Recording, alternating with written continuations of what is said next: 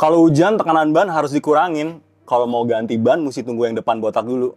Coba kita cek mitos dan fakta mengenai ban hari ini. Hi Speeders, my name is Michael. Welcome back to another episode of Garage Guru on Speedcrete TV. Nah, hari ini kita bakal telusuri dan mencari lah ya, mana yang mitos, mana yang fakta mengenai ban. Dan hari ini kita ditemani oleh Mas Alphonse, tire expert dari Michelin Indonesia. Thank you Mas, sudah meluangkan waktu hari ini. Terima kasih untuk ngobrol-ngobrol. Aduh, jadi ini the expert guys dari Michelin Indonesia. Jadi kita coba obrolin dan kita cari tahu lah ya, mana yang mitos, mana yang fakta. Langsung aja nih Mas. Siap. Oke, yang pertama, rotasi ban tunggu depan habis dulu, baru ditukar. Gimana? Mobil sekarang itu semakin didesain untuk memberi kenyamanan dan tentu handling yang semakin baik. Salah satu tentunya dari komponen suspensi. Oke. Nah, misalnya geometri kemudi atau geometri roda, misalnya caster, camber, dan toe in toe out-nya. Nah, jadi antara sumbu depan dan sumbu belakang itu biasanya keausannya akan berbeda, rate, wear rate-nya. Jadi memang pada akhirnya dengan perbedaan wear rate ini perlu kita rotasi. Oke. Jadi harus rotasi yang lebih berkala, jangan nunggu sampai salah satu habis duluan. Nah, pada akhirnya juga ini untuk memperpanjang lifespan. Jadi masa pakainya kan lebih panjang nantinya. Oke. Jadi jangan nunggu yang depan botak dulu, mendingan rotasi aja dulu. Iya. Oke. Kalau depan belakang ukurannya sama ya Mas ya? Betul. Kalau mamnya staggered itu depan dan belakang beda. Oke. Ya paling untuk kanan kiri rotasi. Oh, kanan kiri rotasi. Tetap ya rotasi ya. Tetap rotasi. Jadi hasilnya dari sini bahwa verdictnya mitos nih ya Mas ya? Ya. Oke, mitos guys. Don't do it. Oke. Oke, number 2. Ban tebal masih aman dipakai. Nah, ini sering nih. Oh, ini masih tebal nih bannya. Itu gimana tuh Mas? Oke. Masa pakai ban memang bervariasi. Jadi tergantung pengemudian, cara pengemudian, kondisi jalan, ukuran ban juga. Nah, dengan perbedaan kemungkinan masa pakai, ya umumnya ban itu bisa bertahan 2-3 tahun, atau bahkan mungkin yang lebih awet seperti Michelin 4 tahun. 4 tahun, oke. Ya bisa. Nah, jadi sebenarnya kita lihat dari sisi masa pakai, pada umumnya sudah habis itu. Antara 2, 3, 4 tahun akan sudah habis bannya. Oke. Nah, apabila operasionalnya jarang dipakai, mungkin lewat 4 mendekati 5 tahun bannya masih tebal. Oke. Nah, dalam hal ini kita sarankan memang untuk seringlah mengecek kondisi ban secara visual, mana tahu nanti sudah ada bekas luka atau mungkin karetnya karena memang oxidizing ya, jadi terjadi pengerasan karet sehingga kita perlu perhatikan. Jadi sebetulnya lebih ke ini aja, pengamatan yang lebih sering setelah 5 tahun itu ya.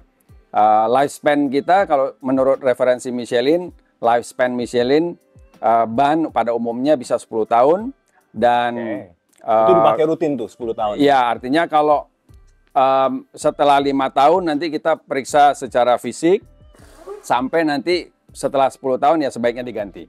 Oke. Nah, ini sedikit ekstra nih pertanyaannya nih. Kalau semamnya ditambal ban itu kan sering tuh ada ranjau di jalan kan, lalu ditambal itu mengurangi lifespan dari bannya juga nggak? Dengan catatan tambalan itu dengan prosedur yang baik, dengan sistem istilahnya ada tambalan khusus ya, itu tentunya tidak mengurangi masa pakainya sendiri. Jadi sebetulnya masih bisa digunakan. Ya, dengan catatan tadi pengerjaannya yang baik. Yang baik ya. Ya. Siap. Oke, sekarang jadi bisa dibilang bahwa verdictnya mitos ya. Kalau misalnya acuannya cuma ketebalan ban itu, it's not right. So, don't do that guys. Mitos yang kedua tuh tadi. Oke, nomor 3. Pas hujan kurangi tekanan angin. Ini menarik. Apalagi masih dalam ini ya musim hujan. Jadi kadang-kadang kita lagi di jalan tiba-tiba ketemu kondisi basah. Memang ada pandangan kalau tekanan dikurangi itu membantu kan untuk kontak pads ya, berubah ya. Nah, tentu ada batasan.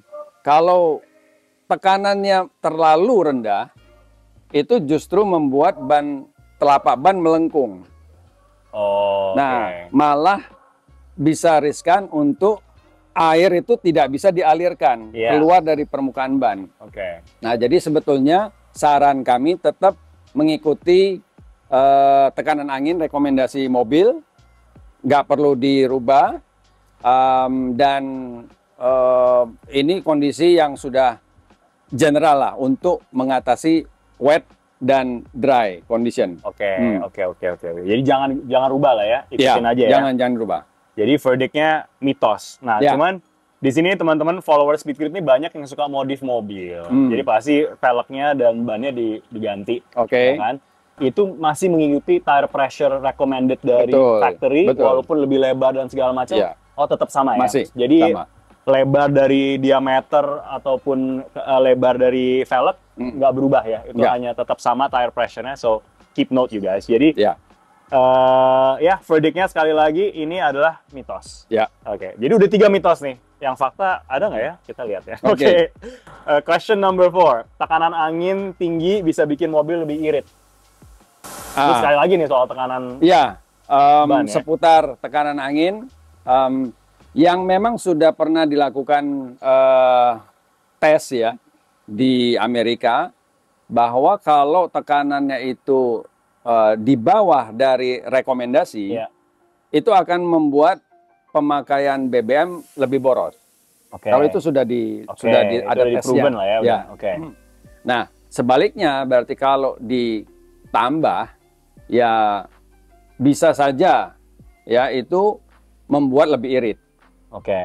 Dengan catatan juga jangan berlebihan.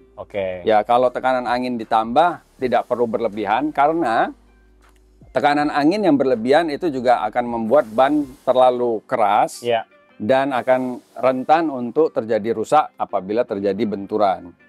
Oke. Jadi apa nih verdictnya fakta nih ya? Kalau itu udah research-nya fakta bahwa memang lebih irit, tapi jangan berlebihan. Betul. Jadi kalau semuanya 35 PSI, ya 32, 35, kalau mau dinaikin tambah 3 PSI masih bisa. Cuman ya sebenarnya nggak signifikan juga ya. Signifikan juga. Oke. Ya. So it's a fact but not really significant ya. Oke. So first fact tuh tadi. Sekarang nomor 5 nih Mas. Saat ganti sepasang ban baru lebih baik dipasang di depan dulu nih. Ya, ini juga umum sekali. Nah, kalau di Michelin kita rekomendasi ban baru di belakang.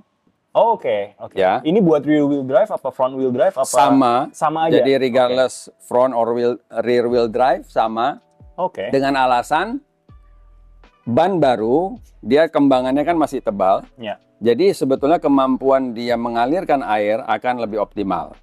Ya. Nah, dipasang di belakang supaya dalam kondisi pengemudian, terutama kondisi basah, apabila misalnya kita juga changing lane, belakang itu tidak kehilangan grip atau traksinya. Karena dia punya kemampuan yang baik. Ya. Nah, jadi ini lebih kepada nanti kemungkinan bisa istilahnya apa ya, ngebuang belakang oversteer. Kalau gripnya kurang di belakang. Kayak aquaplaning kalau terlalu ini. Aquaplaning lebih kepada kondisi keempat ban. Nah, kalau ini lebih kepada balance antara depan dan belakang. Oh, I see. Oke. Nah, ini yang memang kadang-kadang nggak selalu terjadi. Cuman kalau kondisi yang pas on the limit ya cukup berbahaya, karena oversteer itu lebih sulit dikendalikan. Kayak kita unpredictable. Jadi belakang malah membuang, kita mungkin akan merespon justru terlalu banyak malahan. Nah, beda secara desain mobil ini adalah understeer. Jadi kalau rasanya kurang kita masih bisa tambah. Kalau oversteer lebih bahaya. Oke. Dan mungkin satu fakta yang menarik juga, 70% dari kecelakaan tuh happens in the rain ya. Pas lagi hujan juga ya, kalau nggak salah ya. Mayoritas dari kecelakaan. Unpredictable. Jadi sebenarnya pentingnya ban itu is more towards how to handle in the wet juga ya. Karena to reduce the accidents that happen on the road. Ya, Jadi bisa dibilang nih mitos. Jadi sebenarnya sarannya dari Mas Alphonse ini justru di belakang. ganti yang di belakang duluan. Ya, So not the front, change the rear dulu. Menarik. Oke. Nah, ini banyak banget nih yang soal ini nih. Ini poin nomor 6 nih, Mas. Nitrogen lebih bagus daripada angin biasa. Oke. Faktanya memang angin biasa itu sudah mayoritas 78% nitrogen. Oke. Ya. Jadi sebetulnya kalau nitrogen itu tinggal kita mengurangi kadar oksigennya aja dari udara biasa. Iya. Nah, kalau menurut Michelin sih sebetulnya yang penting udara itu bisa dipakai dalam kondisi kering, jadi tidak ada uap air atau kotor. Oke. Nah, itu sebetulnya bisa berfungsi baik untuk ban. Oke. Nah, jadi si tekanan angin juga bisa stabil ya. Walaupun memang salah satu keunggulan nitrogen dia inert gas sehingga lebih stabil terhadap perubahan suhu. Cuman biasanya kan penggunaan umum kita perubahan suhu juga tidak besar. Drastis lah ya. Yang memang aplikasi utama misalnya nitrogen di ban adalah pesawat. Karena dari ground sampai dia altitude tinggi, suhunya berubah banyak. Jadi harus gas yang stabil. Oke. Jadi kalau untuk di penggunaan mobil sebenarnya angin yang baik, bersih itu sudah mencukupi. Cukup ya, oke. Ya. Mungkin menjadi yang real life story-nya adalah ya tergantung yang lagi ngisi ban lagi ada isi nitrogen apa angin biasa. Ya, jadi faktanya kayak gitu sih kalau semuanya saya lagi lewat yang nitrogen ya udah isi nitrogen aja semuanya gitu kan. Karena memang produksi nitrogen biasanya kan disaring. Iya. Ada nitrogen generator tuh. Oke. Nah, berarti dari udara disaring secara nggak langsung kan membersihkan sehingga dia bersih dan juga bebas kotoran, jadi lebih aman untuk ban. Oke. Jadi apakah bisa dibilang fakta ya in a way it's better tapi ya untuk memastikan yang terisi itu bersih. Oke. Ya. Tapi kalau angin generally speaking emang udah oke lah ya, angin biasa ya. Oke, jadi ya bisa semi fakta lah ya Mas. Ya. Oke, ini ada satu lagi nih yang terakhir nih Mas. Kalau semuanya ganti ban, merek boleh beda asal ukuran sama. Ini banyak nih. Ya udahlah kita lebih ekonomis, kita ganti satu aja yang kiri gitu. Kiri depan. Nah, tentunya masing-masing produk ban punya performance atau karakter atau apa ya, perasaan. Kalau kita yang senang driving tuh akan bisa ngerasakan beda-beda antara berbagai produk. Merek misalnya. Jadi tetap untuk hasil yang terbaik kita mengemudi dengan nyaman, aman, kita sarankan ganti sama. Oke. Gantinya sama. Oke. Karena itu sudah didesain nanti memberi balance yang baik, dalam arti balance kendaraan, handling, jadi lebih aman lah ya seperti itu untuk ini. Jadi bisa dibilang mitos lah ya, jangan ganti. Enggak. Tapi kalau seumpamanya nih, satu udah nggak tau lah bocor gitu lah ya, kena arahan jauh bocor mesti ganti satu. Tapi kan 3 yang lainnya udah lebih berumur nih Mas. Itu lebih sarannya tergantung umur of course. Kalau sih kita udah pakai 2 tahun deh. Oke. Ini aduh ini kena lubang, hancur nih yang depan kanan. Sarannya ganti semuanya, atau ganti satu aja nih Mas. Tough question ya.